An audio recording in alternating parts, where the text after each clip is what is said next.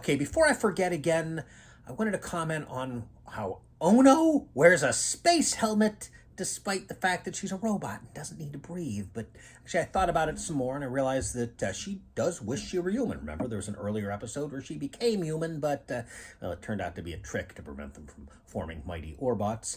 But she also realized that much as she desires to be human, it's better if she remains a robot, at least until Shadow is destroyed. She wants to be human, so I can see her wearing a space helmet just to feel a little more human. Plus, she looks cute in it. And then we got Rob's helmet, where his neck is exposed. And I'm not sure about Dia's space helmet. I couldn't quite tell if that strip was white or peach. But, yeah. Okay, episode 5. Devil's Asteroid. This was actually better than normal. I mean, I gotta stop complaining about the unnecessary narration unless it's particularly egregious, which it almost was, but not egregious enough to warrant mentioning yet again, even though I just did. While the Mighty Orbots are on vacation, an imposter Mighty Orbots attacks, and the Mighty Orbots go to trial, and their commander...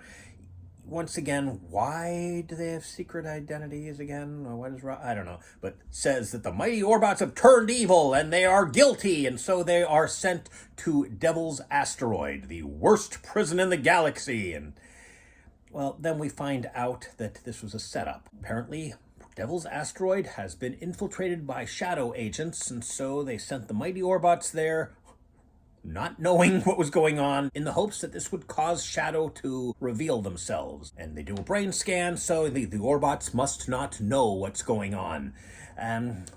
Fine, although really it's just... Once they're in prison, now we can release our duplicate without the disguise, and his name is Tobor, because we're just that stupid. Yeah, Mighty Orbots is kind of like, what if anime was dumbed down for American TV audiences from the planning stages as opposed to an afterwards dub and edit?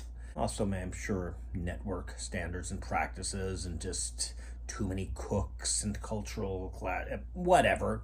It's still a better episode than before. A lot of stuff could have been handled better, but this is actually an interesting plot and actually had some surprises, believe it or not. Oh, how could I forget? The prison had a sign that said, "Abandon hope, all ye who enter here." That's a bit sophisticated for this show, or for Saturday mornings in general at the time, so gotta give them some props. Oh yeah, if voices are broadcast via, PA or via communicator or whatever, they're not modulated at all. I wish they were, so that you could tell that it's not just somebody talking, that it is a broadcast. I mean, I know it's the future, so presumably such transmissions would be much more crystal clear, but, a little artistic license, maybe. Maybe they wanted to do that, and the network said, no, that'll confuse kids, based on what Q5 told us.